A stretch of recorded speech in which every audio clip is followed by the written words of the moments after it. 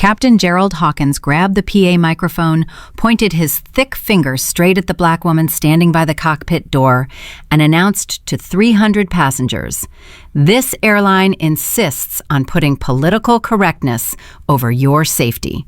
They assigned an unqualified affirmative action hire to sit in my cockpit. I am refusing to fly with her. We are all sitting here until she decides to quit playing pilot and walks off my plane." He thought he had just won. He thought his 32 years made him God.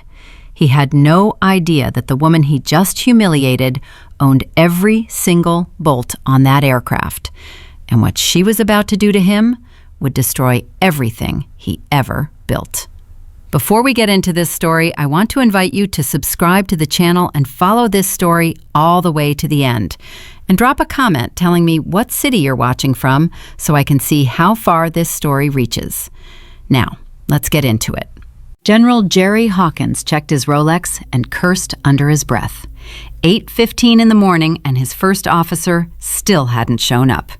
He sat in the captain's seat of the Boeing 787 Dreamliner, running his thumb along the edge of his iPad, not really reading the pre-flight checklist because he had done this 10,000 times, and the checklist was for rookies. He was 59 years old, 32 years at Liberty Atlantic Airways, the most senior captain on the entire fleet. They called him the Iron Hawk, and he had earned every syllable of that name. "Coffee, Captain?" Brenda Kowalski's voice came from behind him, careful and quiet the way it always was. Brenda had been flying with him long enough to know the rules. Don't speak unless spoken to. Don't bring problems. Don't ever, ever challenge him. "Black, 2 sugars. And Brenda, make sure it's actually hot this time. Last flight I could have used that cup to wash my hands." "Of course, Captain." Brenda disappeared into the galley so fast she nearly tripped over her own shoes. Hawkins leaned back in his chair and stared at the empty right seat. His regular first officer, Kevin Brady, was supposed to be in that seat 45 minutes ago. Kevin knew the protocol. Kevin knew that when you flew with the Iron Hawk, you showed up early, you prepped the avionics, you had the coffee waiting, and you kept your mouth shut unless you were reading back a clearance. That was how it worked. That was how it had always worked. "Kids these days," Hawkins muttered, "probably calling in sick so they can sit home and scroll TikTok." He heard the cockpit door click open behind him. The sound of rain and jet fuel rushed in from the jet bridge. "Finally," Hawkins barked without turning around. "You're cutting it close, Brady. I want the external walk-around done in 5 minutes. It's pouring out there, so wear a jacket, but don't drag mud into my cockpit. And next time you're late, I'll write you up so fast your grandkids will feel it." "Good morning to you too, Captain." That voice stopped him cold. It wasn't Kevin Brady. It wasn't any of the young male cadets he was used to pushing around. It was a woman's voice, calm, professional, completely unbothered. Hawkins spun his chair around so hard the leather squeaked. A woman stood in the cockpit doorway. She was tall. Her posture was perfect, the kind that made the standard-issue Liberty Atlantic pilot uniform look like it had been custom-tailored. She was black. Her hair was pulled back into a tight professional bun. The 3 gold stripes of a first officer gleamed on her epaulets. She held her flight bag with the easy confidence of someone who had walked into 1,000 cockpits and never once doubted she belonged. She extended her hand. "First Officer Denise Harper, I'll be your right seat to London today." Hawkins stared at her hand like she was holding a dead rat. He didn't take it. He didn't say a word. He just looked her up and down slowly, deliberately, making sure she felt every second of it. "There's been a mistake," he said. His voice dropped into that low, dangerous register he used when he wanted someone to feel small. Denise lowered her hand. Her face stayed pleasant, but her eyes sharpened. "No mistake, Captain. I was assigned to Flight 417 last night. Crew scheduling updated the roster at 4 a.m. Your original first officer, Kevin Brady, called in with the flu." "I know Kevin," Hawkins snapped. "Kevin is a good pilot. Kevin knows how I operate. Kevin and I have a system." "I'm sure you do," Denise said. She stepped into the cockpit and placed her flight bag in the stowage compartment like she had done it 100 times, because she had. But Kevin is currently dealing with 103 fever in Queens, and I'm here. So shall we start the pre-flight? Hawkins stood up. He was a big man, 6'2", 220 pounds. He used his size the way a bear uses its shadow. He stepped into the narrow space between the two pilot seats and blocked her path, his chest a wall, his arms crossed, his jaw tight. "Hold on," he said, putting one hand flat on the back of the first officer's chair. "You aren't hearing me. I said there's been a mistake." Denise paused. The cockpit was small, intimate. The tension filled every cubic inch of it. "Captain Hawkins," she said, her voice level and precise, "I've reviewed the flight plan. The fuel load is confirmed. I'm type-rated on this aircraft. I transferred from the West Coast hub 6 months ago where I flew the 787 for 3 years. There is no mistake." Hawkins let out a laugh. Not a real laugh, a cruel one, the kind designed to cut. "West Coast, right. They let anyone fly out there. You can get your rating out of a cereal box in LA. He leaned closer to her, close enough that she could smell the coffee on his breath. "Listen to me, sweetheart. This is the transatlantic route. This is the big leagues. We deal with crosswinds over the North Atlantic, severe turbulence, complex approaches into Heathrow, and weather that would make your West Coast instructors wet their pants. This isn't a joyride to Cabo San Lucas." "I am fully aware of the route, Captain," Denise said. She did not step back. She did not blink. "I have logged 4,000 hours on this airframe." "Logged hours," Hawkins scoffed, waving his hand like he was swatting a fly. "I know exactly how this works. I read the memos. I know what the company is doing. They're pushing diversity. They want to fill quotas. They want to put pretty faces in the seats for the press releases and the shareholder meetings. But I don't fly with press releases, sweetheart. I fly with pilots." The temperature in the cockpit dropped 10 degrees. This wasn't rudeness anymore.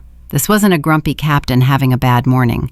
This was blatant, open, ugly prejudice, delivered with the full confidence of a man who had never once been told no. Denise took a slow, controlled breath. She checked the time on her phone. "Captain, we have passengers boarding in 15 minutes. I am qualified. I am rested. I am the assigned crew member. Now, if you'll excuse me, I need to initialize the flight management computer." She moved to step around him. Hawkins shoved the first officer's chair back on its track. Metal screeched against metal. The chair slammed into her path, physically blocking her from reaching the controls. "You are not touching my flight computer," Hawkins snarled. His face was red. His jaw was clenched so tight the muscles in his neck bulged. "I don't care who sent you. I don't care what quota they're trying to fill. I am the captain of this vessel. My word is law in this cockpit. And I am telling you right now, I do not feel safe flying with you." Denise looked up at him. Her face was unreadable, calm in a way that made his anger look ridiculous. "You don't feel safe? Based on what evidence?" "Based on my 32 years of experience knowing who has the right stuff and who doesn't," Hawkins spat. "And looking at you, I see a liability. I'm not risking my life or 300 passengers because some HR department wants to look progressive. Get off my plane." Denise didn't flinch. She didn't raise her voice. She didn't break eye contact. She just looked at him with an intensity that should have warned him. It should have told him something. But Gerald Hawkins had spent 32 years ignoring every warning sign that didn't come from a cockpit instrument. "Are you refusing to fly with me, Captain Hawkins?" she said. "I want to be very clear about this. I want there to be no ambiguity." "I'm refusing," Hawkins said. He crossed his arms. He planted his feet. He made himself a wall. "Go tell crew scheduling to send me a real pilot. Tell them I'll wait all day if I have to. But this plane does not move 1 inch until you are off it." Denise stared at him for 3 long seconds. Then something happened. A small smile touched the corner of her lips. It wasn't a happy smile. It wasn't nervous. It wasn't defeated. It was the smile of a chess player who just realized her opponent had walked his king into the center of the board. "Okay, Captain," she said softly. "I'll make a call." She turned around and walked out of the cockpit. Hawkins let out a breath like a man who just won a heavyweight fight. He dropped back into his captain's chair, the leather groaning under his weight, and grabbed the intercom handset. "Brenda, tell the gate agents to hold boarding. We've got a slight delay. Crew scheduling sent me the wrong person. It'll be sorted out in 20 minutes. He leaned back. He felt the familiar warmth of victory. He always won. He had won every argument in every cockpit for 32 years. Captains were gods. First officers were servants. And women, especially women who looked like Denise Harper, were not real pilots. Not in his world. Not on his plane. He had absolutely no idea that the woman who just walked off his aircraft wasn't calling crew scheduling. She was calling the chairman of the board of directors. Denise walked off the jet bridge and into the crowded gate area. Passengers were lining up with their passports and boarding passes. Babies were crying. Luggage was being dragged across the tile floor. The gate agent, a harried young man named Greg, was trying to manage the crowd. Denise found a quiet spot near the rain-streaked window.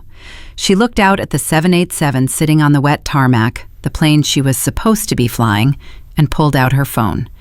She didn't open the crew scheduling app. She opened a secure contact list that only 7 people in the world had access to. She pressed a name, Arthur Whitfield, chairman of the board, Liberty Atlantic Airways. It rang once, twice. "Denise." Arthur's voice was warm, the voice of a man who had known her since she was 12 years old. But there was surprise in it.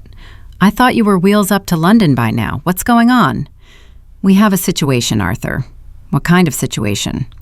"I'm at JFK. I've just been physically blocked from the cockpit and told to get off the plane." Silence. 3 full seconds of it. "Blocked? By whom?" "Captain Gerald Hawkins. He took one look at me and told me he doesn't fly with diversity hires. He shoved a chair to block my path. He called me sweetheart. He told me to go tell scheduling to send him a real pilot." The warmth left Arthur's voice. What replaced it was steel. "He said that, to your face, in the cockpit." "He doesn't know who I am, Arthur. To him, I'm just a black woman in a uniform he doesn't respect. I'm a quota filler." "I will have him removed in 10 minutes, Arthur said. "I'll call airport security personally. I'll call the FAA. I'll call the damn governor if I have to." "No," Denise said. "Not yet." "Denise, he humiliated you." "He humiliated a first officer," Denise corrected. Her voice was quiet, but there was something underneath it, something that ran deep, something inherited. "Arthur, you know why I took this job. You know why I've been flying the line for 7 months under my maiden name. Dad told me before he died that the rot went deep. He said the culture was toxic and that the old guard had too much power and nobody dared challenge them. He told me I'd never see the truth from a corner office. I needed to see it from the right seat." Arthur sighed heavily. "And you've seen it." "I've seen it. And now I need to see how far it goes. If Hawkins is this comfortable being openly racist to a colleague in the cockpit with crew present, he's not alone. I need to know who enables him. I need to know who stays silent." "What do you want me to do?" "Let him dig his own grave," Denise said. "He wants to delay the flight? Let him delay it. But send Director Garrett down here. I need a witness. Tom Garrett is in Terminal 1. I'll have him there in 15 minutes. Thank you, Arthur." "Denise?" "Yes?" "Your father would be proud of you right now." Denise closed her eyes for 1 second. Just one. She let that sentence land. Then she opened them and straightened her shoulders. "I'll call you when it's done." She hung up. She stood there for a moment, looking at the rain running down the window. 7 months. 7 months of waking up at 3 a.m. for early flights. 7 months of being called honey and sweetheart by gate agents who assumed she was a flight attendant. 7 months of captains who explained basic procedures to her like she was a student, who took the controls during turbulence without asking, who told jokes in the cockpit that made her skin crawl. She had documented all of it, every incident, every name, every date, every word. But none of them had been this brazen. None of them had looked her in the eye and told her to get off the plane. Gerald Hawkins had just given her the clearest, most undeniable, most publicly demonstrable evidence of exactly what her father had warned her about. And he didn't even know it.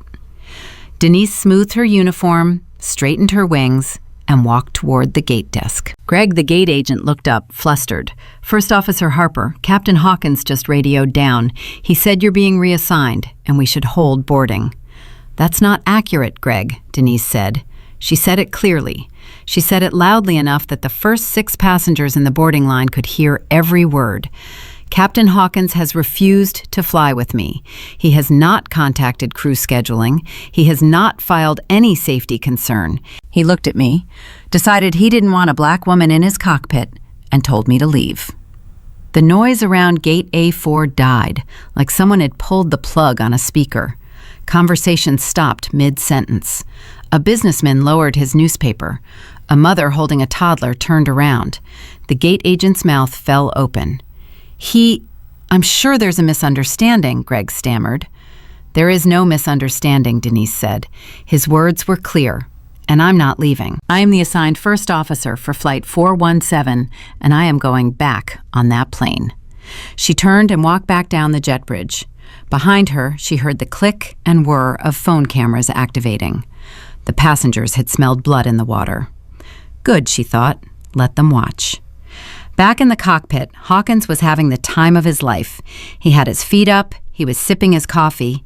Brenda stood in the galley doorway listening to him hold court like he was telling war stories at the officers' club. "It's just getting ridiculous, Brenda," Hawkins said, shaking his head with a grin. "I mean, really. They send me a girl who looks like she should be handing out peanuts in coach, not sitting in the right seat of a Dreamliner. You know what this is? This is what happens when you let the marketing department make staffing decisions. Next, they'll be hiring pilots based on Instagram followers." Brenda shifted her weight. She looked uncomfortable. "She seemed qualified, Captain, and we're already 20 minutes behind schedule." "Qualified," Hawkins snorted. "Brenda, I could qualify a golden retriever if I gave it enough sim time. That doesn't mean I want a golden retriever landing in a crosswind at Heathrow." He laughed at his own joke. Brenda didn't laugh. "The passengers are getting restless at the gate," Brenda tried again. "Relax. Scheduling will send a reserve in 20 minutes. Someone I can actually work with. Someone who earned their seat." The cockpit door opened. Denise stepped back in. Hawkins choked on his coffee. Brown liquid sloshed across the center console, splattering the throttle quadrant and dripping onto his perfectly pressed pants. "What the hell?" Hawkins roared, slamming the cup down. "I told you to leave.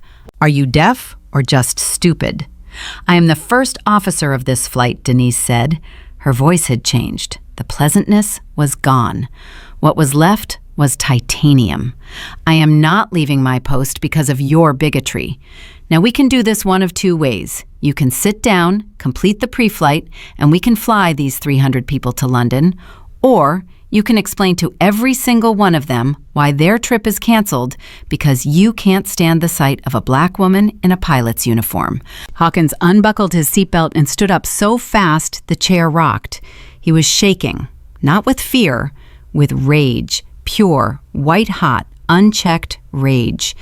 Nobody had talked to him like this, not in 32 years, not a single human being. "You want an explanation?" he shouted. "Fine. I'll give them an explanation." He pushed past her, shouldering her aside, and stormed out of the cockpit. He grabbed the PA handset from the wall mount in the forward galley. His hands were trembling. "Brenda," he barked, "start boarding. Now." "Captain, you said to hold boarding." "I changed my mind. Get them on the plane. Every last one of them. I want an audience for this." Brenda stared at him. She opened her mouth. She closed it. Then she picked up the gate phone and told Greg to begin boarding. The passengers streamed aboard. They walked past Hawkins, who stood in the aisle like a general, reviewing his troops. They walked past Denise, who stood by the cockpit door, hands clasped behind her back, face carved from stone. The passengers could feel it. The air on that plane was thick enough to chew. Something was about to happen. Everyone could feel it. Nobody sat down without looking back and forth between the captain and the first officer. When the business class cabin was nearly full, Hawkins raised the PA handset. "Ladies and gentlemen," he announced, his voice booming through the cabin, "if I could have your attention while you get settled. We have a delay this morning, and I believe you deserve to know exactly why." He pointed at Denise. His finger was thick and steady and aimed at her like a weapon. "This airline," Hawkins said, gesturing at the Liberty Atlantic logo on the bulkhead, "has decided to put political correctness ahead of your safety. They have assigned an unqualified affirmative action hire to sit in the right seat of my cockpit. A woman who has no business being on a transatlantic flight. I have refused to fly with her because I believe your lives are more important than a diversity checkbox. But she refuses to leave." Dead silence. A businessman in row 2 dropped his magazine. A woman in row 4 put her hand over her mouth. A teenager in row 6 raised his phone and hit record. "I have demanded a competent pilot," Hawkins continued. He was on a roll now. His ego had slipped its chain completely. "But as you can see, she's still standing right there. So we are all sitting here, all 300 of us, waiting for her to accept reality and walk off my plane." He looked at Denise. He grinned. He actually grinned. "So what's it going to be, honey? Are you going to leave, or are you going to ruin everyone's day?" Every phone in business class was up. Every camera was rolling. Every passenger was holding their breath. Denise looked at Hawkins. She looked at the sea of faces behind him. She saw the shock. She saw the anger. She saw a few passengers who looked like they wanted to stand up and say something, but didn't. And she saw Brenda standing in the galley doorway, staring at her shoes, silent, frozen, choosing the path of least resistance the way she had probably done 100 times before. Denise took one step forward. "I am not leaving, Captain," she said, her voice carrying to the last row without a microphone. "And neither are you. Because what you just did in front of 300 witnesses and God knows how many cameras is a violation of Federal Aviation Regulation 91.13 regarding careless and reckless operation. It's a violation of Title VII of the Civil Rights Act, and it's a violation of approximately 5 Liberty Atlantic Company policies. So I suggest you think very carefully about your next move." "You think I care about policy?" Hawkins laughed. "I am the policy. I've been here 32 years. 32. I was flying wide bodies before you were born. Who are you? You're nobody. You're a name on a roster that will be forgotten by next Tuesday." Denise opened her mouth to respond, but before she could speak, the jet bridge door burst open. A man in a soaking wet suit came stumbling onto the plane, out of breath, his tie crooked, rainwater dripping from his hair. It was Tom Garrett, Regional Director. He looked like he had sprinted the entire length of Terminal 1. Garrett's eyes swept the cabin. He saw Hawkins standing in the aisle with the PA handset. He saw the passengers with their phones up. He saw the flight attendants huddled in the galley. And he saw Denise standing by the cockpit door, calm as a surgeon. "Captain Hawkins," Garrett gasped, trying to catch his breath. "Stand down, right now." Hawkins looked at Garrett and his lip curled. "Garrett, good, you're here. Finally, somebody with some authority. Tell this woman to pack her bag so we can get a real pilot in here and get this bird in the air." Garrett didn't look at Hawkins. He walked right past him, down the aisle, and stopped directly in front of Denise. He straightened his tie. He took a breath. And then he did something that made Gerald Hawkins' brain short-circuit. "Ma'am," Garrett said, his voice trembling, "I'm here. Arthur called me. I came as fast as I could. What do you need?" Hawkins frowned. "Ma'am? Why are you calling her ma'am? She's a first officer, Garrett. She's not the Queen of England." Garrett turned pale. He looked at Denise. Denise looked at Garrett. Something passed between them. A question. A decision. Hawkins caught it. That silent exchange. And for the first time all morning, something cold slithered through his gut. Something that felt dangerously close to doubt.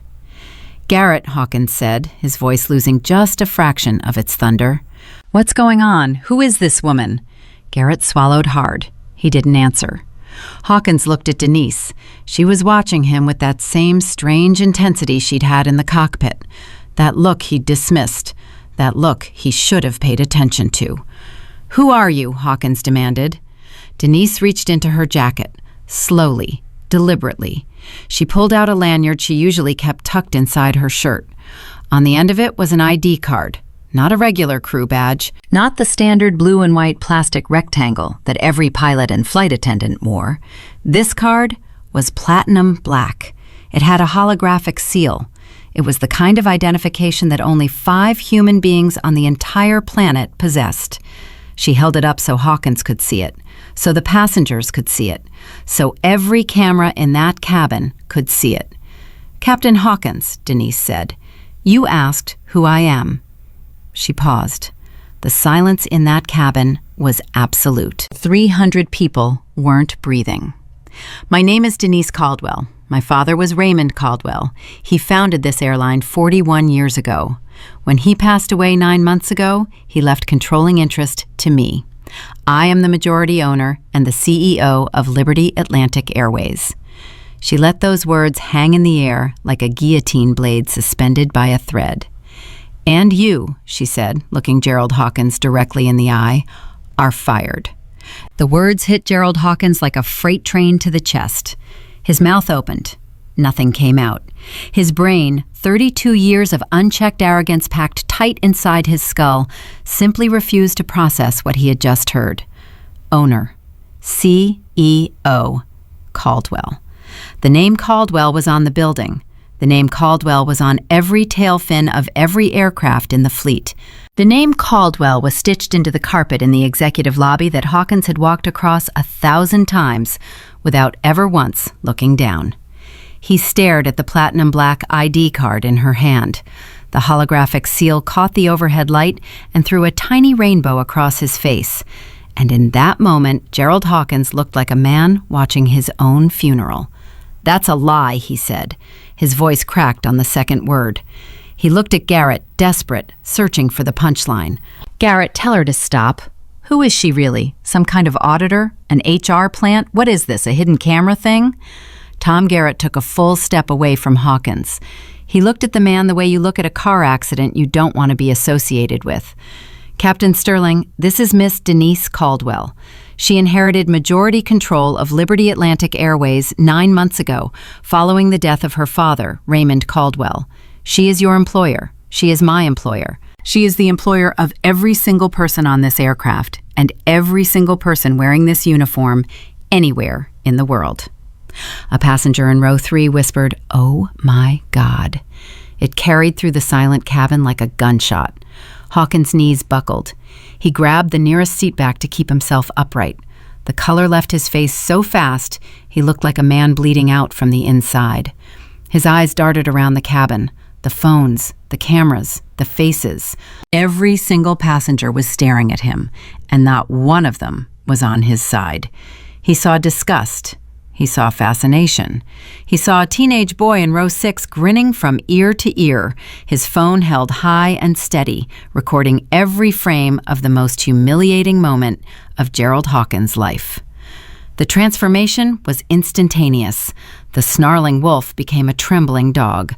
Hawkins' shoulders dropped. His hands came up, palms out, the universal gesture of surrender. "Miss Caldwell," he stammered. Sweat broke across his forehead even though the cabin air was cool. "Denise, look, I didn't know. You have to understand. It was just cockpit talk. You know how it is with the old guys. We break in the new crew. It's a tradition. Hazing. That's all it was. A bad joke." "A joke," Denise repeated. She didn't raise her voice. She didn't need to. The quieter she got, the more dangerous she became. You physically blocked a crew member from her assigned seat. You called her a diversity hire to her face. You grabbed a PA microphone and announced to 300 passengers that she was unqualified based on nothing but her race and gender. You delayed a $300 million aircraft, and you want to call that a joke? 32 years, Hawkins begged. "I've given this company 32 years. My record is clean, not a single incident, not one. You can't throw all of that away over one bad morning." "Your record is clean," Denise said, "because nobody dared to file a report against the Iron Hawk. Because every first officer you ever humiliated swallowed it and moved on because they were afraid of you. Because every flight attendant who heard you say something disgusting looked at their shoes and pretended they didn't hear it. Her eyes moved to the galley doorway where Brenda Kowalski stood frozen, her face white as paper. Because the people who should have held you accountable chose silence instead. But that system died 9 months ago, Captain. It died with my father. You just didn't get the memo. Hawkins opened his mouth, closed it, opened it again. He looked like a fish pulled out of water, gasping for air that wasn't there. Please, he whispered. I have a pension. I have a family. Don't do this to me. You did this to yourself, Denise said. 32 years of experience and you couldn't manage basic human decency for 5 minutes. She turned away from him. He was done. He was already a ghost. She picked up the PA handset he had dropped on a seat.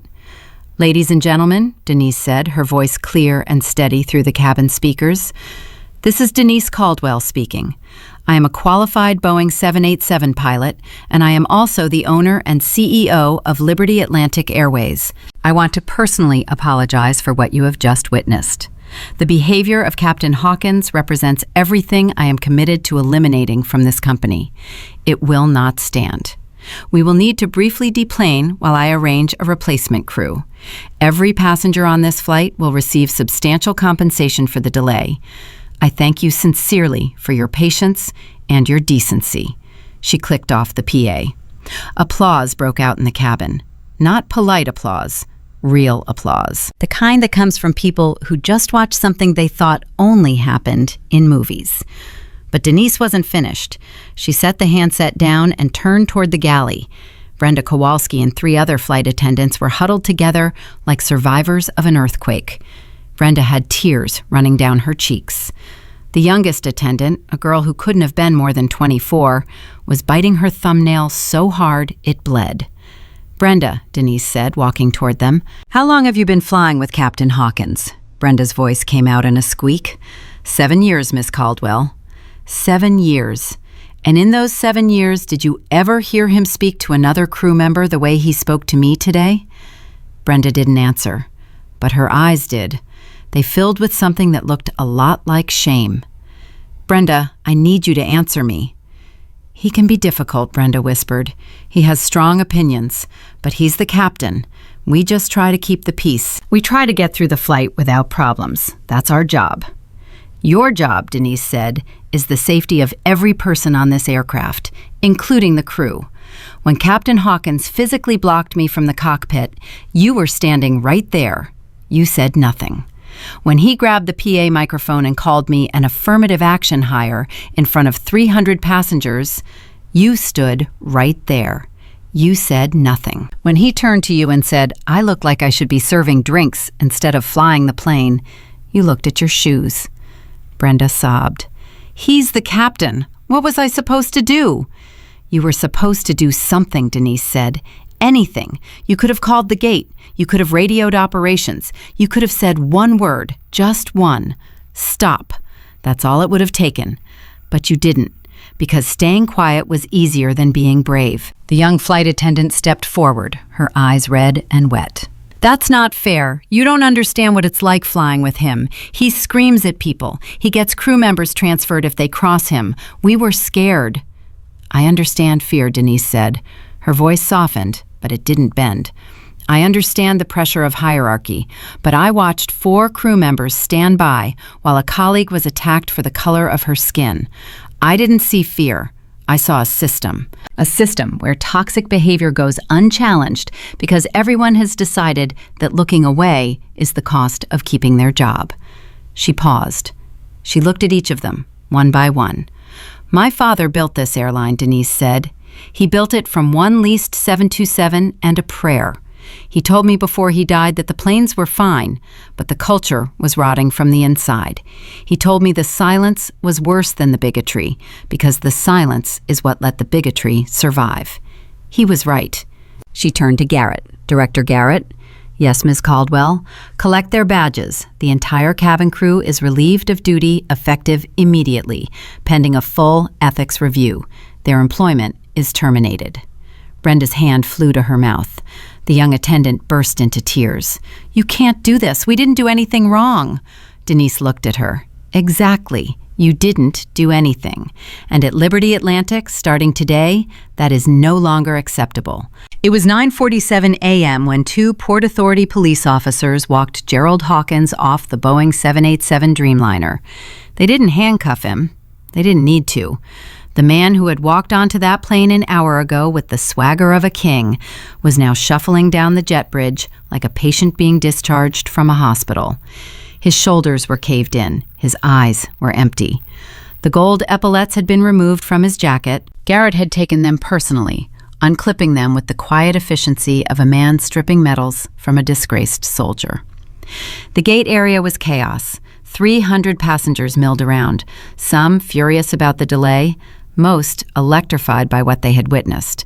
The videos had already been uploaded. The first one hit Twitter at 9:38 a.m. By 9:42, it had 400,000 views. By 9:51, it had crossed 2 million. The hashtag Liberty Atlantic CEO was trending. The hashtag Iron Hawk Fired was right behind it. CNN picked it up at 9:55. The anchor's voice boomed from the terminal screens. "Breaking news from JFK this morning. The CEO of Liberty Atlantic Airways, who had been flying undercover as a pilot for months, has fired a senior captain on camera after he refused to fly with a black female co-pilot. The video has gone viral." Hawkins was sitting on a plastic bench outside the secure zone when he looked up and saw his own face on the 60-inch screen. His face, twisted and ugly and hateful, frozen in mid-snarl, broadcast to every airport terminal in America. He watched himself point at Denise and call her an affirmative action hire. He watched himself grin and say, "What's it going to be, honey?" He watched it like a man watching a car crash in slow motion, except the car was his life, and there was no seatbelt and no airbag, and the wall was coming at him at 100 miles an hour. His phone rang. Eleanor, his wife of 26 years. He grabbed it like a drowning man grabs a rope. "Elle, thank God. Listen to me. Something happened at work. I need you to come pick me up. There's been a misunderstanding. That woman—" "I saw the video, Gerald." Her voice was ice. Not angry ice. Disappointed ice. The kind that tells you the person on the other end has already made every decision that matters. It's all over the internet. Linda from the Homeowners Association just sent it to the neighborhood group chat. Beverly from the country club texted me. My sister in Tampa called me. Everyone has seen it, Gerald. Everyone. Elle, you have to let me explain. Explain what? You're on camera, Gerald. 4 different angles. You called that woman a diversity hire. You told 300 people she was unqualified. You said she should be serving drinks. And then it turns out she owns the airline.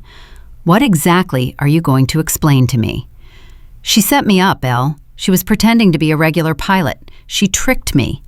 She tricked you into being a racist? That's your defense? I'm not a racist, Don't come home tonight. The words slammed into him like a physical blow. What? I don't want news vans parked in my driveway, Gerald. I don't want reporters knocking on my door asking me how it feels to be married to the most hated man on the internet. Go to a hotel. Go to Kevin Brady's house. Go anywhere. But don't come here. Elle, I'm your husband. And I'm humiliated. Goodbye, Gerald. The line went dead. Hawkins stared at the phone in his hand.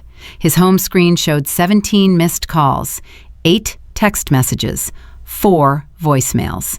He opened the texts. His brother, "What the hell did you do?" His golf buddy, Steve, "Saw the video. Not good, Jerry." His neighbor, Dave, "Eleanor's upset. Give her space." And one from a number he didn't recognize. "Hey, racist. Hope you enjoy unemployment." His corporate credit card was declined when he tried to buy a bottle of water from the terminal newsstand. Liberty Atlantic's finance department had already frozen it. He stood at the counter, holding a $3 bottle of Dasani, patting his pockets, while the cashier looked at him with a mixture of pity and recognition. "Hey," the cashier said slowly, "aren't you the guy from that video?" Hawkins left the water on the counter and walked away. He found a quiet corner near the baggage carousel. His hands were shaking. His mind was racing. He needed a plan. He needed a weapon. He had given 32 years to that airline, 32 years of early mornings and red-eye flights and missed birthdays and holidays spent in hotel rooms in Frankfurt and Tokyo and Sao Paulo. They couldn't just throw him away. They couldn't just delete him because some rich girl with her daddy's money decided to play dress-up. He pulled up his contacts and scrolled to a name he hadn't called in years, Vincent Moretti. People in the industry called him the Shark. Moretti was a litigation attorney who had made a fortune suing airlines. Wrongful termination, hostile work environment, ADA violations.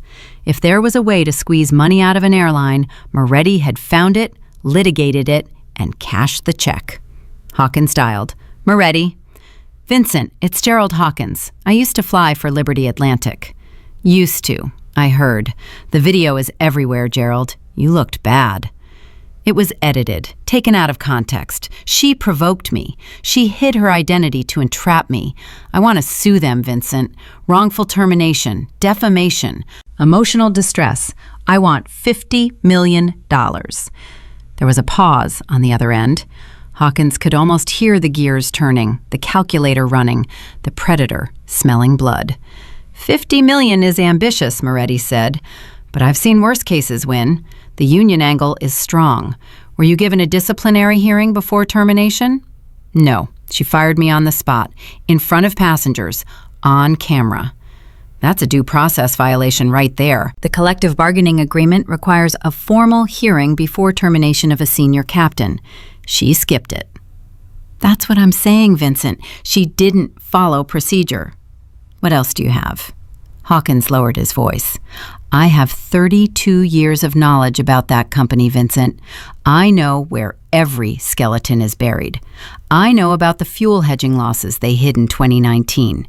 I know about maintenance deferrals on the Airbus fleet. I know about a runway incursion in Dallas that got swept under the rug.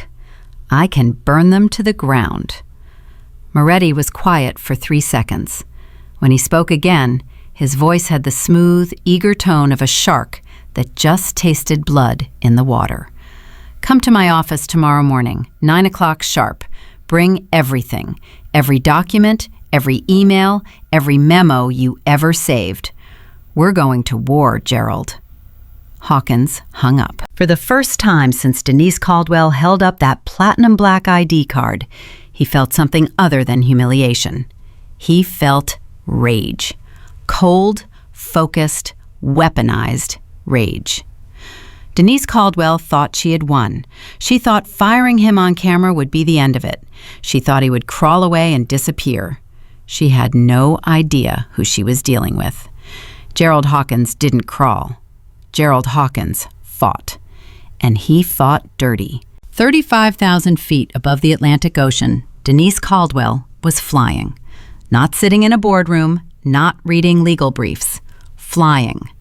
She had taken the left seat, the captain's seat, for the first time as CEO. Beside her sat Captain James Park, a reserve pilot pulled from the crew lounge, a quiet and meticulous man who had been stunned into near silence when Garrett told him who his new captain was. Leveling at flight level 390, Park reported, his voice steady despite the surreal situation. Thank you, James, Denise said. She checked the navigation display. They were over the open Atlantic now, the coast of North America falling away behind them. How's the ride looking ahead? Smooth for the next 800 miles. Possible light chop near the mid-Atlantic ridge. Good. Denise settled into the seat. Her hands rested on the yoke with the easy familiarity of a woman who had spent years in this exact position. This was where she thought best. This was where the noise of the world fell away and everything became simple. Heading, altitude, airspeed, fuel. The physics didn't care who you were or what you looked like. The physics just worked. Her phone buzzed in her jacket pocket. She pulled it out. A text from Arthur Whitfield. CNN, MSNBC, Fox, BBC, all requesting interviews. Social media engagement is through the roof. Stock is up 4%. The public loves you. Call me when you land." She put the phone away. The stock price didn't matter to her right now. The interviews didn't matter. What mattered was that somewhere below her, in a terminal at JFK, 4 crew members had just lost their jobs. And somewhere in New York, a 59-year-old man was sitting alone, stripped of everything he had built his identity around. She didn't feel triumph. She felt the weight of what she had done and what she still had to do. Because firing Gerald Hawkins was the easy part.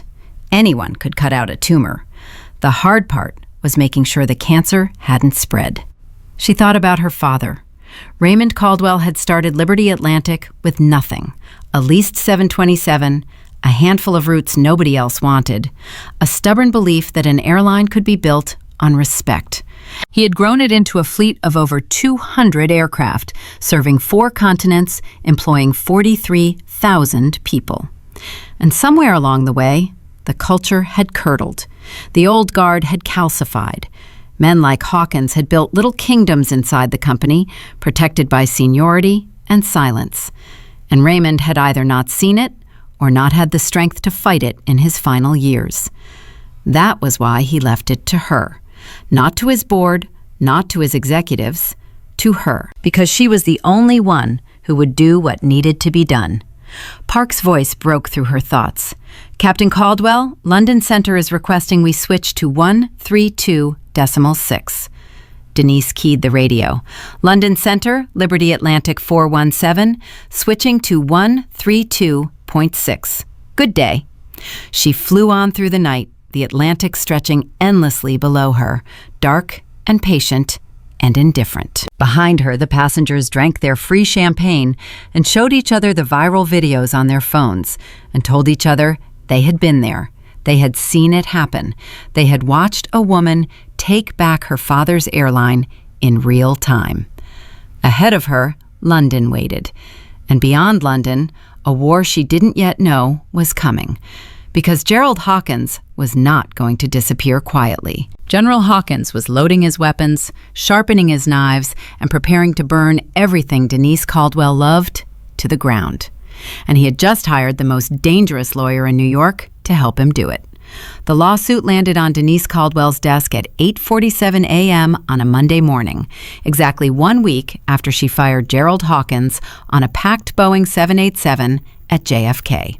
She had just returned from London the night before, running on 4 hours of sleep and her 3rd cup of black coffee, when Marcus Thorne, Liberty Atlantic's chief general counsel, walked into the executive boardroom carrying a stack of papers thick enough to stop a bullet. "It's here," Thorne said. He didn't sit down. He dropped the papers on the mahogany table and pushed them toward her. "Filed this morning in the Southern District of New York. Hawkins versus Liberty Atlantic Airways. Vincent Moretti is representing him." "Moretti?" Denise picked up the filing and started reading. "The shark. You know him?" "My father knew him. Dad said Moretti was the kind of lawyer who made ambulances speed up so he could chase them faster. How much is Hawkins asking for?" $50 million. Denise didn't flinch. She turned to the second page. "On what grounds?" Thorne sat down and rubbed his temples. He looked like a man who had been up all night, because he had. 3 counts. Wrongful termination, claiming he was fired without the disciplinary hearing required by the collective bargaining agreement. Defamation of character, claiming your public termination and the resulting viral videos destroyed his reputation. And emotional distress. "Emotional distress," Denise repeated, looking up from the papers. "He called me a diversity hire in front of 300 people, and he's claiming emotional distress?" "Welcome to American litigation," Thorne said. "But that's not the part that worries me, Denise. Turn to page 14. She flipped to page 14, read it again. Her jaw tightened. "He's threatening to release internal company information," Thorne said. "He's claiming he has evidence of maintenance deferrals, fuel hedging losses that were hidden from shareholders, and a runway incursion in Dallas that was never reported to the FAA. He's framing it as a whistleblower defense. He's saying you fired him not because of his conduct, but because he was about to expose corporate wrongdoing." "That's a lie," Denise said. "Of course it's a lie, but Moretti doesn't need it to be true. He just needs it to be loud. If this gets into the press cycle, if Hawkins starts going on cable news talking about safety cover-ups at Liberty Atlantic, our stock drops 20% before we can prove he's making it up. Tom Garrett, who had been sitting quietly at the end of the table, spoke up. He's been calling people, Ms. Caldwell. Old crew members, retired captains, guys from the old guard who remember when things were different. He's building a network. A network of what? Denise asked. Support, sympathy, guys who think he got a raw deal, guys who think the company has gone soft. I got a call last night from Captain Bill Henderson in Chicago. He told me flat out that half the senior pilots think Hawkins was treated unfairly, and they're talking about a work slowdown. A slowdown, Denise said. They want to slow walk flights because I fired a man for being a racist. They don't see it that way, Garrett said carefully. They see a 32-year captain who was fired on the spot without a hearing. They see a CEO who they think is more interested in making headlines than running an airline. Henderson said, and I'm quoting him, "If they can do it to Jerry, they can do it to any of us." Denise set the lawsuit down. She looked at Thorne. She looked at Garrett. "What do you two recommend?" Thorne spoke first. "Settle. Offer him $5 million with a non-disclosure agreement. He goes away, the lawsuit disappears, the pilots calm down, and we move on." "Pay him," Denise said flatly. "I know how it sounds, but a trial takes 2 years. 2 years of headlines. 2 years of Moretti leaking damaging information to the press. 2 years of our pilots feeling like management is the enemy. $5 million is nothing compared to what we lose if this drags out." "And you?" Denise looked at Garrett. Garrett hesitated. "I think Marcus is right that it would be easier, but I think you didn't take this job to do what's easy." Denise stood up. She walked to the window. 43 stories below, Manhattan was alive with morning traffic. But she wasn't looking at the city. She was looking at her own reflection in the glass, and behind it, the framed photograph of her father that hung on the wall. Raymond Caldwell, silver-haired, broad-shouldered, eyes that could read a balance sheet and a human being with equal precision. He was smiling in the photograph, standing in front of the very first Liberty Atlantic aircraft, a leased Boeing 727 with a fresh coat of paint. "My father told me something 3 days before he died," Denise said without turning around. He said, "Denise, the day you pay a bully to stop hitting you is the day you teach every bully in the building that hitting pays." He said it cost him a lot of money over the years, refusing to settle things the easy way, but he said it was the only reason the airline survived. She turned around. "We don't settle." Thorne sighed. "Denise, we don't settle, Marcus. If we write Gerald Hawkins a check, we send a message to every bigot in this company that if you scream loud enough and threaten hard enough, we'll pay you to shut up. I won't do it. Not for $5 million. Not for $5. "Then what do we do?" Thorne asked. "We stop playing defense." Denise sat back down and pulled the lawsuit filing toward her. Hawkins felt untouchable for 32 years. Men like that don't just break the rules in one area. They break them everywhere. If he was comfortable being openly racist in the cockpit with crew present, if he was comfortable grabbing a microphone and humiliating a colleague in front of passengers, then he was comfortable doing a lot of other things that we haven't found yet. "What are you suggesting?" Thorne asked. "A full forensic audit. His flight logs for the last 10 years. Cross-reference them with his credit card statements, his hotel check-ins, his fuel orders, and the aircraft data recorders. Every flight he touched, every form he signed, every number he reported." Thorne leaned back in his chair. "That's a massive undertaking." "Then get started," Denise said, "because I guarantee you, Marcus, there is something in those records that Gerald Hawkins does not want us to find." Men who feel invincible always leave a trail. They can't help it. It's the same arrogance that made him grab that microphone. Thorne nodded slowly. "I'll put the forensic team on it today." "Good. And Marcus?" "Yes?" "Tell the forensic team I want results in 72 hours. Not a week, not 10 days, 72 hours." That afternoon at 2:15 p.m., the war arrived at Denise's doorstep, wearing a cheap suit and smelling like cigar smoke. Frank Russo, the regional representative of the Airline Pilots Association, came through the doors of Liberty Atlantic's executive offices like a bull entering a china shop. He was short, thick-necked, red-faced, and loud. He had been a union man for 27 years, and he had never once met a management decision he didn't want to fight. He brought two people with him, a union lawyer named Patricia Engel, a tall woman with steel-rimmed glasses and a briefcase that looked like it weighed 30 pounds.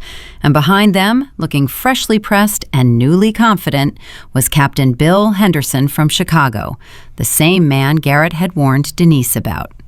Henderson was 54, square-jawed, and wearing his full captain's uniform as if this were a military tribunal. Denise met them in the conference room. She had Thorne on her right and Garrett on her left. Arthur Whitfield, the chairman, had wanted to attend, but Denise told him no. This was her fight. Rousseau didn't bother with pleasantries. He threw a folder on the table before he even sat down. That's a formal grievance filed on behalf of Captain Gerald Hawkins and co-signed by 214 active Liberty Atlantic pilots. Denise didn't touch the folder. 214 pilots co-signed a grievance defending a man who was caught on camera racially discriminating against a crew member. He wasn't caught doing anything, Rousseau fired back. He expressed a safety concern about an unfamiliar crew member, and he was publicly humiliated and terminated without due process.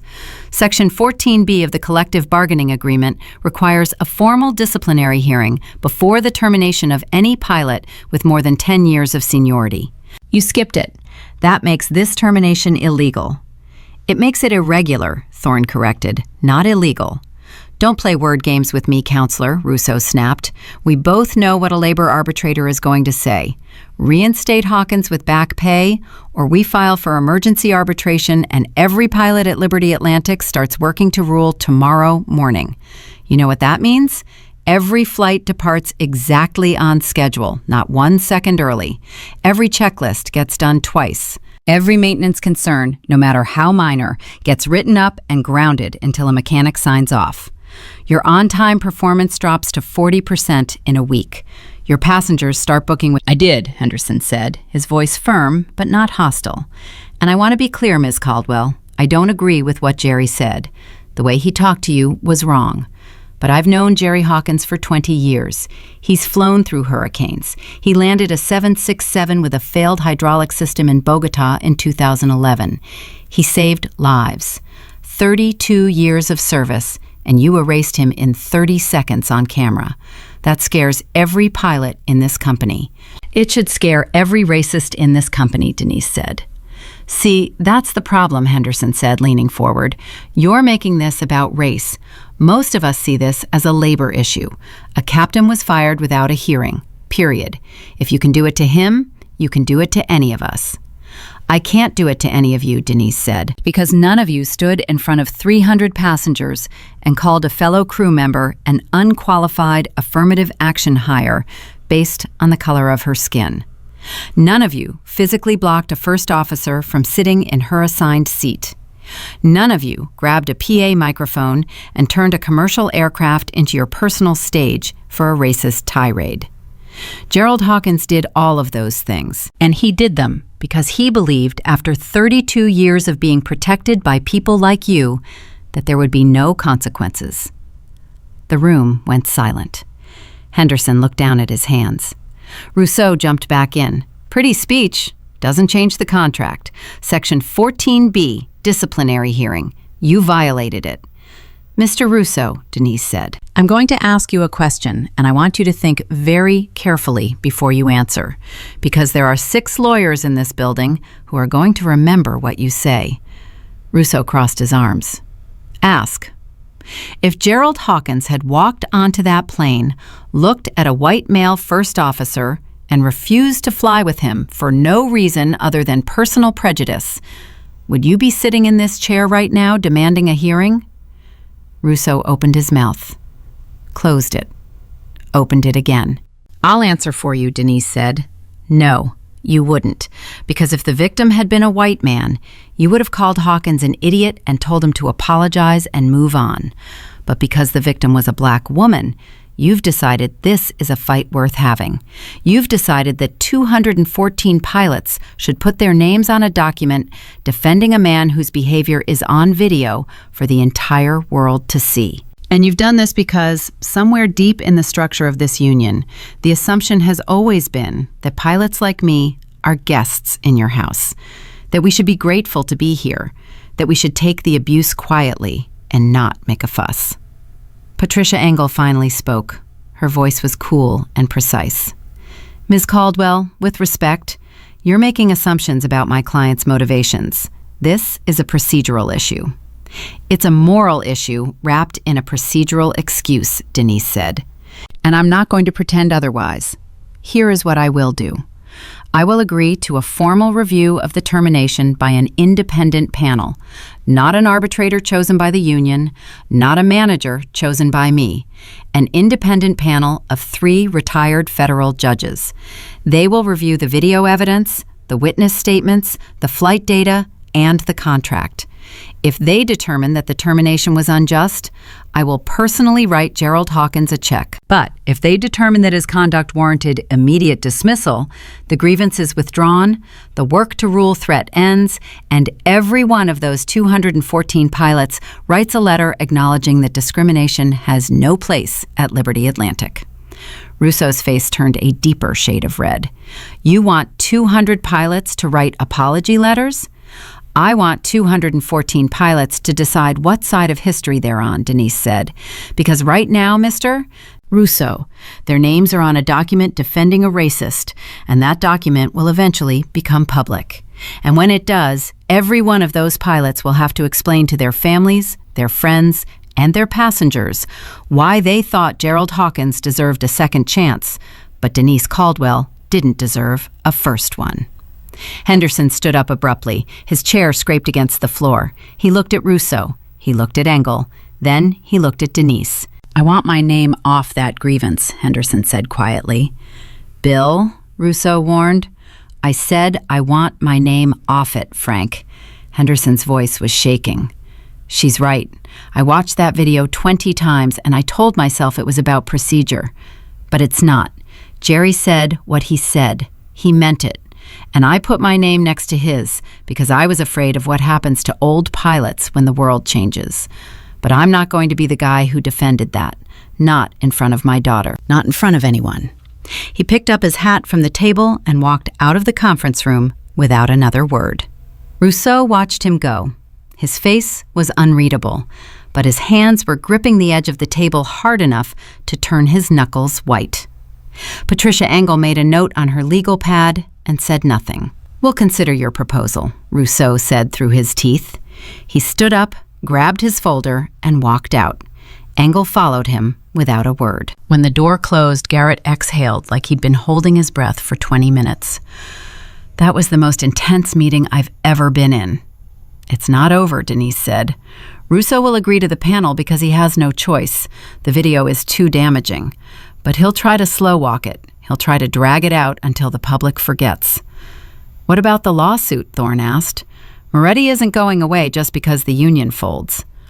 The lawsuit is Hawkins' last weapon, Denise said, and it depends entirely on us being afraid of what he might leak. That's why the audit matters, Marcus. If we find something on him, he loses all his leverage.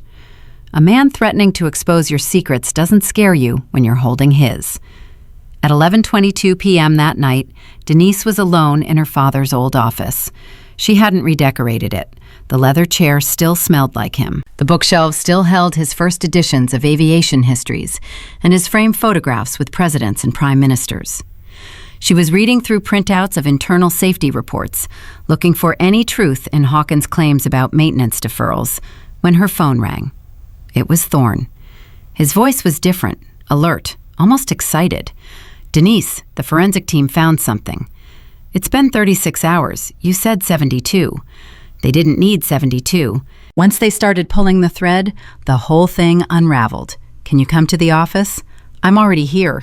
16th floor, conference room B. Bring nobody. She took the elevator down 4 floors. Thorne was waiting outside the conference room with a single manila folder in his hand. He wasn't rubbing his temples anymore. He was smiling. It wasn't a happy smile. It was a hunter's smile. "Tell me," Denise said. "Fuel theft," Thorne said. "Systematic, deliberate, ongoing fuel theft." He opened the folder. Inside were spreadsheets, fuel purchase receipts, and a report from Liberty Atlantic's internal safety database that had been flagged by the forensic team's algorithms. For the last 5 years, Thorne said, on every long-haul flight he operated from the Pacific Rim, Gerald Hawkins has been ordering significantly more fuel than the flight plan required. We're talking 10 to 15% above the calculated load. He filed the paperwork showing the full fuel order, but the aircraft data recorder shows the plane took off lighter than the manifested weight. Where did the extra fuel go? A third-party fuel vendor in Bangkok called Siam Aviation Services. The company is registered to a shell corporation in the Cayman Islands. The forensic team traced the payments. Hawkins would authorize the purchase of, say, 100 tons of jet fuel. The vendor would load 85 tons onto the aircraft. The cost difference, roughly $12,000 to $15,000 per flight, was split between the vendor and an offshore account. An offshore account controlled by Hawkins, Denise said, registered under the name of a trust. The beneficiary of that trust is Eleanor Hawkins, his wife. The total amount skimmed over 5 years is approximately $2.3 million. Denise felt her pulse quicken, but she kept her voice level. That's embezzlement and wire fraud. But you said something about the safety database. Thorne flipped to the next page. His smile disappeared. This is the part that kept me up tonight. To hide the fuel discrepancy, Hawkins had to falsify the load sheets, the weight and balance data that gets entered into the flight management computer. He told the computer the plane was lighter than it actually was, every single flight. He flew with incorrect weight data? Incorrect weight and balance data on trans-Pacific routes, Denise. 12-hour flights over open ocean. If he had experienced an engine failure on takeoff with the plane heavier than the computer believed, the aircraft wouldn't have been able to maintain the calculated climb gradient. If he'd hit severe turbulence at altitude, with the center of gravity outside the safe envelope, the plane could have stalled, Denise said, or broken apart. 300 passengers, every flight, for 5 years. He gambled with their lives to steal $12,000 at a time. Denise closed the folder. She pressed her palms flat on the table. She breathed in. She breathed out. The anger she felt wasn't hot. It was cold. The kind of cold that goes all the way down to the bone and stays there. "How many flights?" she asked. "Our count so far is roughly 240 flights over the 5-year period. 240 flights, 72,000 passengers. At minimum." Denise picked up the folder. She held it in both hands like it weighed 100 pounds, because in a way, it did. This folder was Gerald Hawkins' life, his freedom, his legacy. Everything he had ever been or ever would be was about to be defined by what was inside this thin stack of paper. "Call the FBI," Denise said. "Tonight, not tomorrow. Tonight." It's almost midnight. Marcus, a man who was willing to risk 72,000 lives for $2 million, just filed a lawsuit threatening to expose my company as unsafe. He's out there right now on television playing the victim. And somewhere in his house or his lawyer's office, he's sitting on stolen money and falsified safety records. Call the FBI. Tell them exactly what we found. And tell them we will cooperate fully and immediately. Thorne nodded. He pulled out his phone. Then he stopped. "Denise, when this comes out, and it will come out, the press is going to ask why we didn't catch it sooner. 5 years is a long time." "I know," Denise said, "and I'm going to answer that question honestly. We didn't catch it because the system was built to protect men like Gerald Hawkins, because seniority was treated like immunity, because nobody questioned the Iron Hawk. And that is exactly what I am here to change." She walked back to the elevator carrying the folder. Inside, she pressed the button for the 43rd floor, her father's office. As the doors closed, she looked at her reflection in the polished steel. She looked tired. She looked angry. But underneath both of those things, she looked certain. Gerald Hawkins had demanded a war. He had hired the most dangerous lawyer in New York. He had rallied 200 pilots. He had threatened to burn Liberty Atlantic to the ground. And he had done all of it standing on top of a mountain of stolen fuel and falsified records, never once imagining that someone might look underneath him. The elevator doors opened. Denise walked into her father's office and sat in his chair. She opened the folder one more time. She looked at the numbers. $2.3 million, 240 flights, 72,000 lives. She picked up her phone and called Arthur Whitfield. He answered on the first ring, even though it was midnight, because Arthur always answered when a Caldwell called. "Arthur, we found it." "Found what?" "The reason Gerald Hawkins felt untouchable. He's been stealing from us for 5 years, and he's been endangering passengers to cover it up." Silence on the other end. Then Arthur's voice, low and heavy. "How bad?" "Bad enough for prison," Denise said. "Bad enough that he'll wish I had just fired him and let him walk away." She hung up the phone and stared at the folder on the desk. Tomorrow morning, Gerald Hawkins was going to walk into Vincent Moretti's office expecting a settlement check. He was going to sit in a leather chair, put his feet up, and wait for Liberty Atlantic to beg for mercy. Instead, he was going to meet the FBI. General Hawkins arrived at Vincent Moretti's office on Wall Street at 8:47 a.m., 13 minutes early, wearing a brand new charcoal suit that he had purchased with the last functioning credit card in his wallet. He had shaved. He had polished his shoes. He had spent 45 minutes in front of the mirror in his hotel room, practicing what he was going to say when the Liberty Atlantic lawyers walked through the door with a settlement offer. He had rehearsed the look of calm indifference, the slight nod, the measured pause before he accepted their money. He wanted them to see a man in control, a man who had been wronged and was now being made whole. He walked into Moretti's conference room and sat down at the head of the table. He put his feet up. He crossed his ankles. He picked up the crystal glass of water that Moretti's assistant had placed there and took a slow, deliberate sip. "What time are they coming?" Hawkins asked. Moretti was standing by the window checking his phone. 9 o'clock. Thorne confirmed last night. He's bringing the general counsel team and a settlement proposal. "How much do you think they'll offer?" "Opening bid? Probably 3 to 5 million. They'll want an NDA. They'll want you to disappear quietly." "And we counter with?"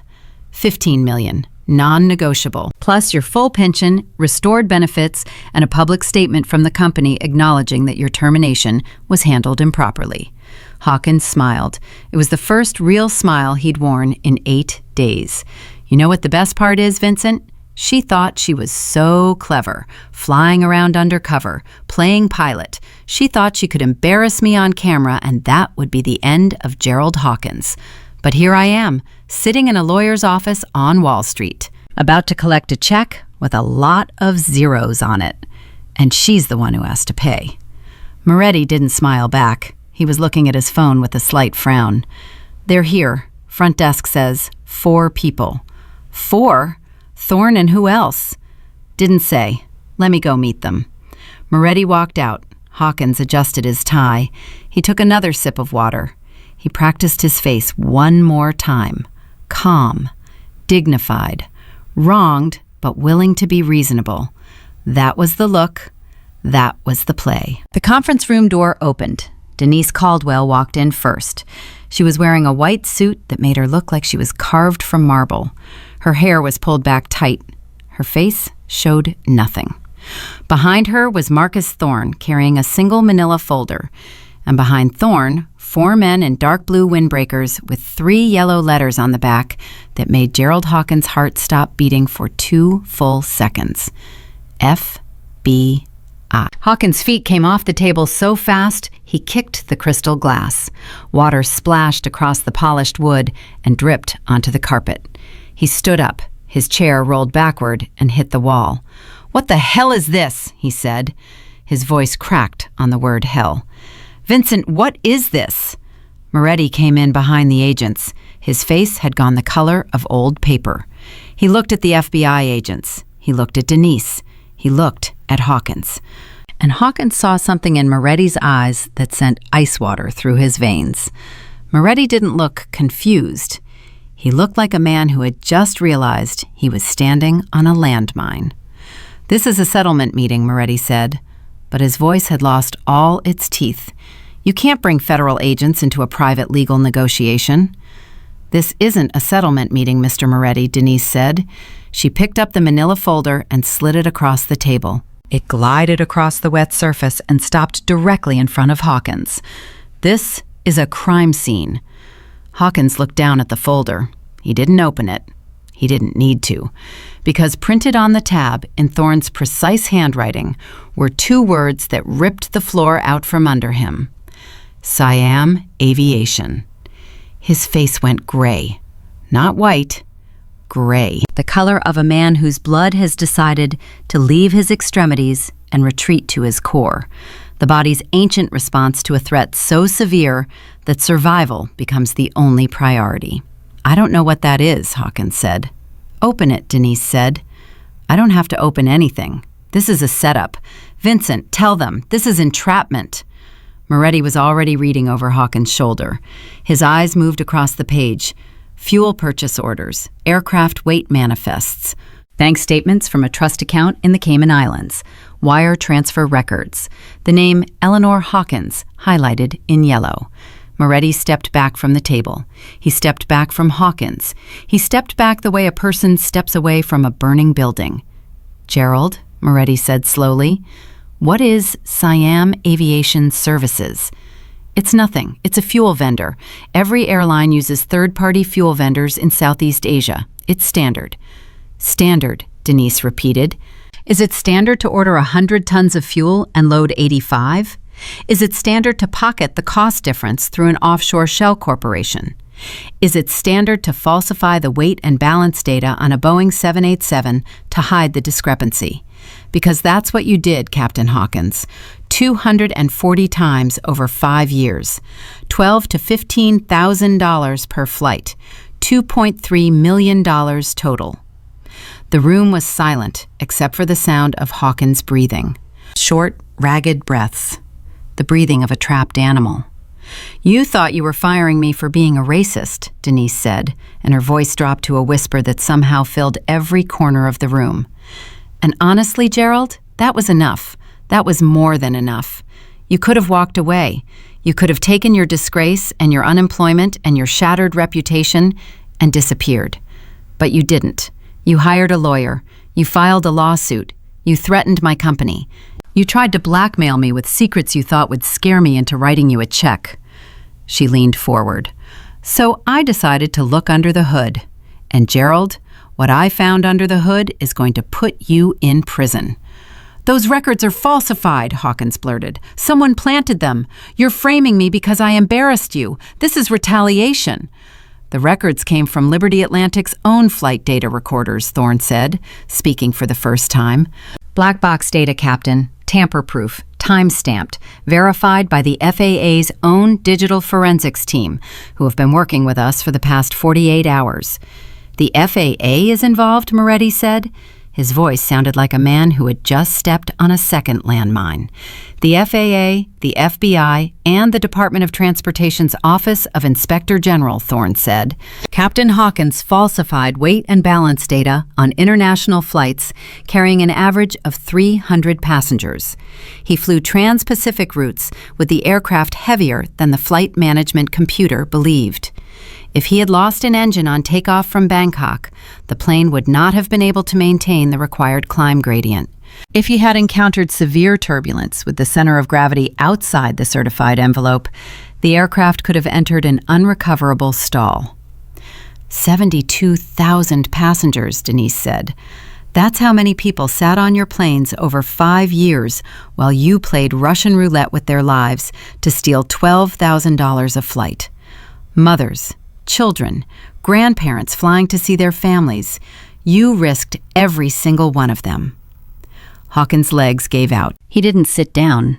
he collapsed, his body folded into the chair like a puppet with its strings cut. His hands were shaking so badly that when he tried to grab the edge of the table, his fingers slipped off. "I can explain," he whispered. "I've heard enough of your explanations," Denise said. She nodded to the lead FBI agent, a stone-faced man in his 40s named Special Agent Coleman. "He's all yours." Coleman stepped forward. The handcuffs were already in his hand. The click of the metal was the loudest sound in the room.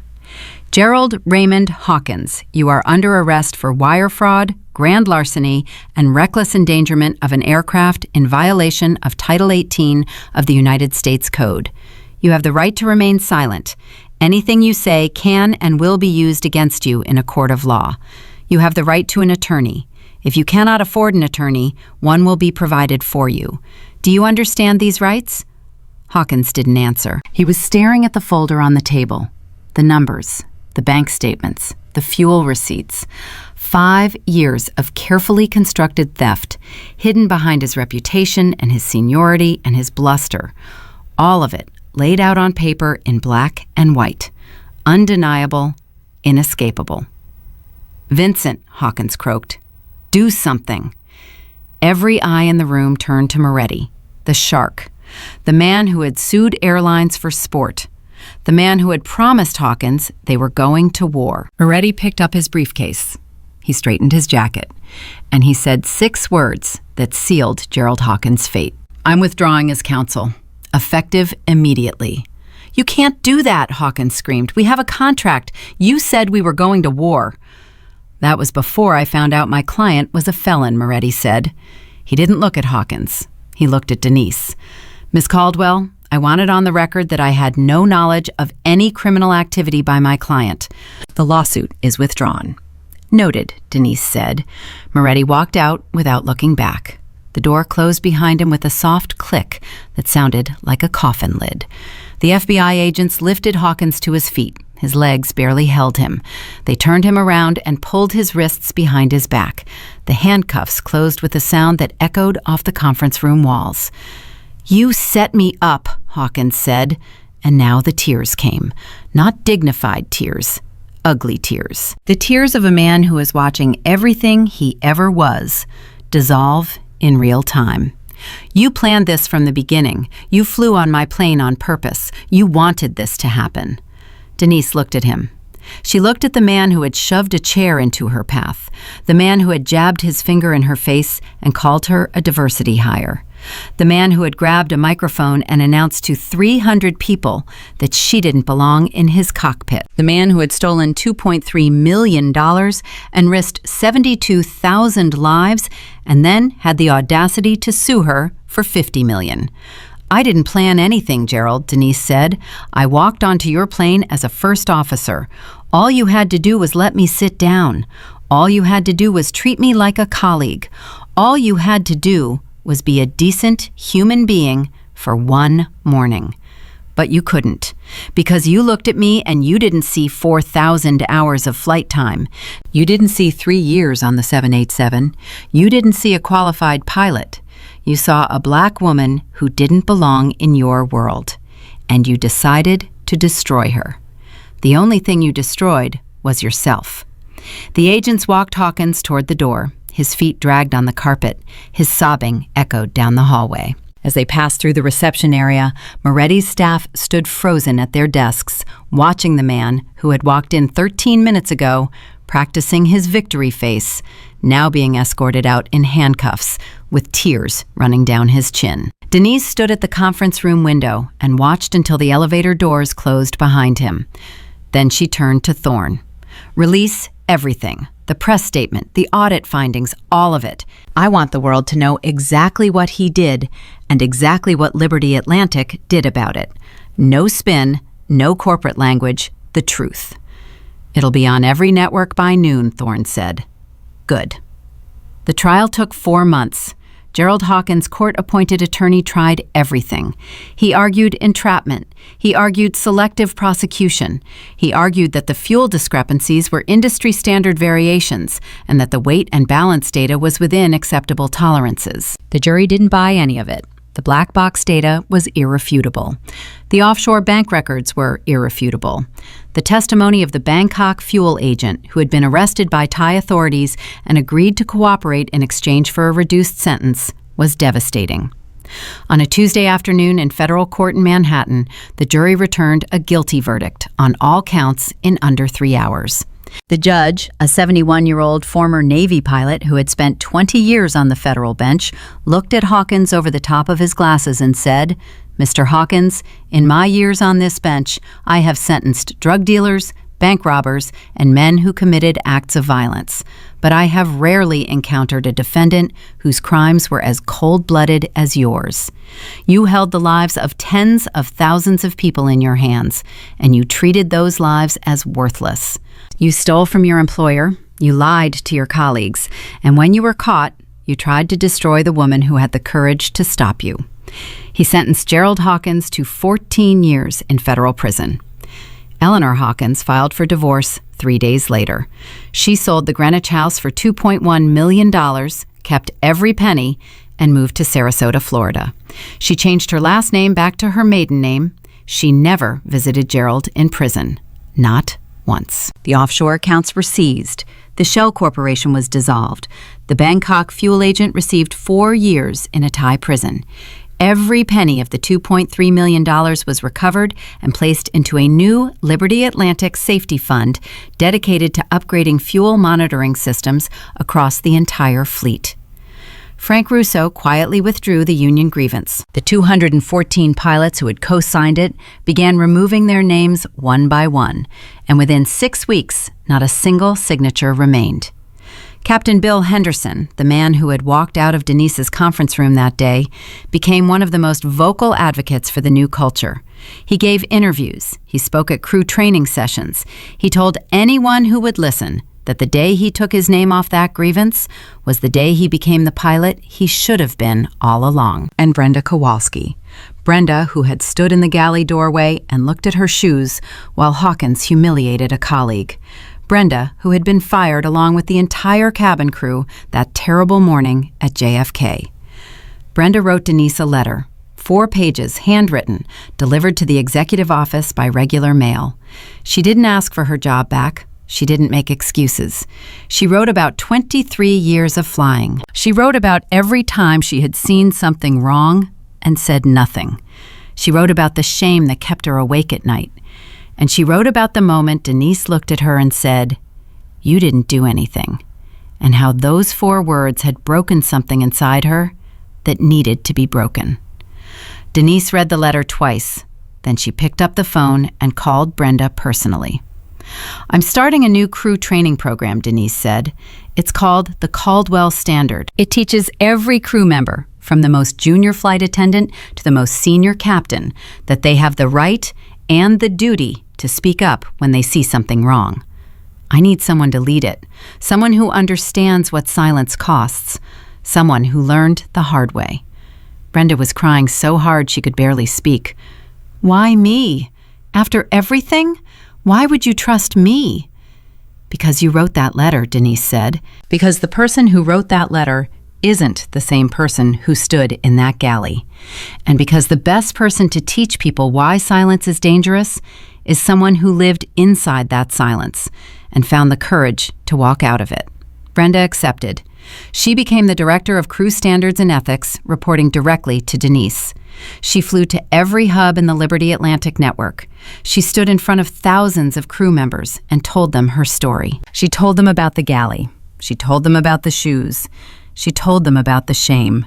And she told them that the most dangerous thing in aviation isn't turbulence or engine failure or bad weather. It's a good person who sees something wrong and decides it's not their problem. 6 months after the trial, on a clear autumn morning, Denise Caldwell sat in the captain's seat of a brand new Boeing 787-10, the newest aircraft in the Liberty Atlantic fleet. It was the inaugural flight to Tokyo. The plane was full, 318 passengers, many of whom had specifically booked the flight because they knew she would be flying it. James Park sat in the right seat. He had requested the assignment personally. "Pre-flight complete, Captain Caldwell," he said. Weather is clear across the Pacific. It's going to be a beautiful ride. Denise looked at the instrument panel. Every light was green. Every system was nominal. The fuel load was exact. The weight and balance data was verified, double-checked, and certified by 2 independent teams, because that was the new standard she had implemented, and it would never be anything less. There was a knock on the cockpit door. Brenda Kowalski stepped in, wearing her new director's badge alongside her flight attendant wings. She was smiling. A real smile, the kind that comes from a person who has been through the fire and come out the other side still standing. "Cabin is secure, Captain Caldwell," Brenda said. 318 passengers, all seated, all safe. "Thank you, Brenda." Brenda hesitated. "Denise?" "Yes? I just want you to know, every crew member on this plane, every single one, they're here because they want to be, not because they're afraid, because they believe in what you're building." Denise nodded. She felt the weight of that statement, and she held it carefully, the way you hold something precious that you know you have to earn every single day. "Ready for pushback?" Brenda asked. Denise released the parking brake. She looked out through the cockpit windshield. The tarmac was bathed in October sunlight. The sky was the deepest blue she had ever seen, stretching from New York to the edge of the world. Somewhere behind her, in a concrete cell in a federal penitentiary, Gerald Hawkins was staring at a wall. His wings were gone. His pension was gone. His wife was gone. His freedom was gone. The Iron Hawk was grounded forever, caged by the same arrogance that once made him believe he owned the sky. And here she was, the woman he told to get off his plane, the woman he called a diversity hire, the woman he shoved away from the controls. She was sitting in the captain's seat, hands on the throttles of a $300 million aircraft, about to fly 318 people safely across the Pacific Ocean. Not because of her last name, not because of her father's money, because she was a pilot, a damn good one. "Ready, Brenda," Denise said. "Let's fly."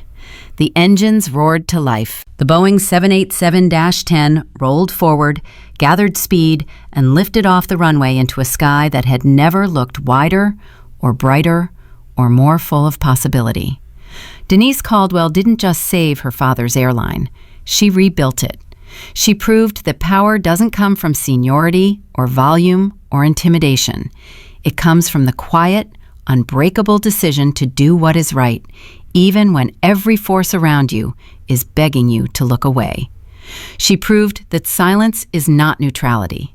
Silence is a choice, and the wrong one can cost everything. Gerald Hawkins thought his 32 years made him untouchable. He thought the stripes on his shoulders meant more than the character underneath them. He thought he could bully and steal and lie, and the world would keep looking the other way. He was wrong, and the woman who proved it didn't need to raise her voice. She just needed to stand her ground, open the books, and let the truth do what the truth always does when someone is finally brave enough to speak it. It flies.